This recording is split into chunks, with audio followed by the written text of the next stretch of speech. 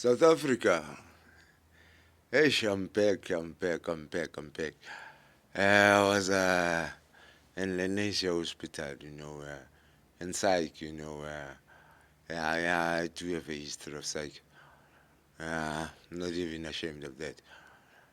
What I can say to you is that, today I have realized that, the man that we all grew up, believing that he is not the man, enough, in terms of leadership.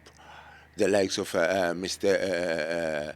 Mangope of Buputatswana, where we say it's Northwest today. What he said, when I was too young as a young boy, what he said he will not allow that to be ruled by a convict, You get what I'm saying? But at the end of the day, the guy, we took him for granted at that time because we used to believe that he was the spy of the Boers themselves. You get what I'm saying? Okay, politics are politics. They can be so complicated in a sense of broadness of the world. You get what I'm saying? But what I can tell you is that the likes of Dr. Mangope were not favored by the world at large. But they were favored by the South African government of the apartheid era. The likes of Mr. Mandela, there were guys who were fighting white people, whereby everybody was all against the white people at the time, because we know that white people have colonized so many lands around the world.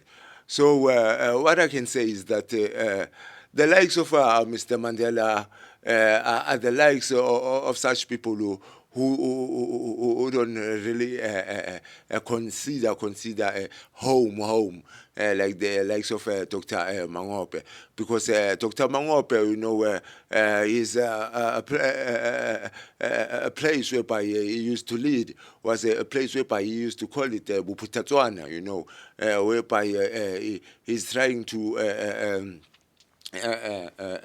unite the Botswana people from Botswana, here in South Africa, you see. He was a man of his own beliefs, maybe of seeing the future of Botswana people here in South Africa being a success. But he failed because the entire South African black community or society had a thing, with the likes of Mr. Mandela himself. But we were too young at that time. We never really understood what was all about this politics. We only favored, what our parents favored, not understanding exactly the consequences of these old leaderships and their visions and their prospect in terms.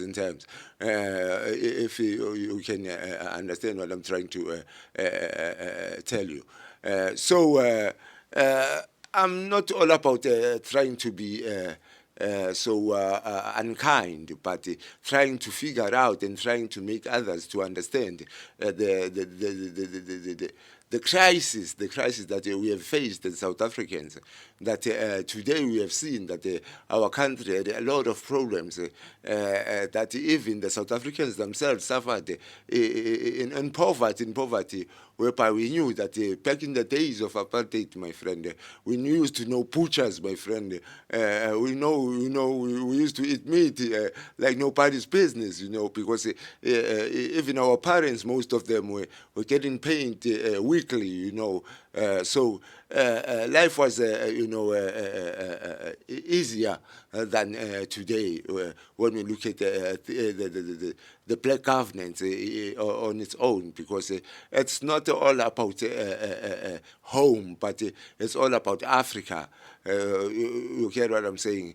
But I don't really consider that it's the best thing to do as leaders, because what we must consider most is to what is to unite our people as a rainbow nation and try to see what this country can take us to. Than to be busy talking about the unity of Africa. Because if Shona can't really be in one spirit with Ndebele in Zimbabwe, how can we achieve such a unity here in Africa? So I'm trying to tell you in a sense of making you to understand that it's all stupidity, the thing of African unity, because at the end of the day, in different countries, right now in DR Congo, we were complaining about the wars in Congo, and we lost some soldiers there, but at the end of the day. It's all about these tribes at the end of the day. So what I'm trying to say is that the South Africans, please, let's try to focus on this rainbow nation, because at the end of the day, I think it's the solution, because even if they say we're doing bad at the end of the day, but at the end of the day, if you unite as a rainbow nation, we can be able to get some numbers in there, whereby we can get numbers in Indians, numbers in coloreds, numbers in blacks, numbers in white, numbers in Chinese, numbers in Japanese. We can go on and on.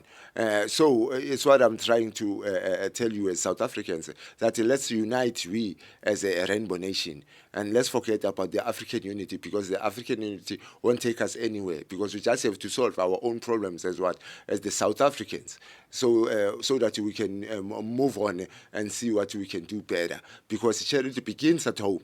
Because if you can achieve that at home, which means we can achieve that everywhere, not just by coming up with stories and trying to consider a color as something most precious, because there are different colors in life.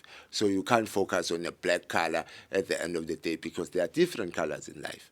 So, but what I'm trying to say to you is that it's the time whereby we forget about the black and white TV and focus on color TV, because black and white had their own issues and whatsoever, because both of them, they have their own bad side, and they have their own good side.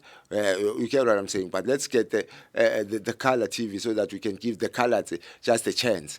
Because right now and right today, all we're watching color TVs. So why don't we face facts and say it's time for color TV, not black and white, because black and white is gone at the days. Let's focus on color TV. Maybe we can achieve something. Let's give the color TV a chance. What I can say is that I love you as South Africans, and I don't want to rely on favor, but I rely on what can be done. Thank you very much. As Albert Linda Zwane, me myself, Linda Mkhonto, Umkhonto wesizwe, the real Umkhonto wesizwe.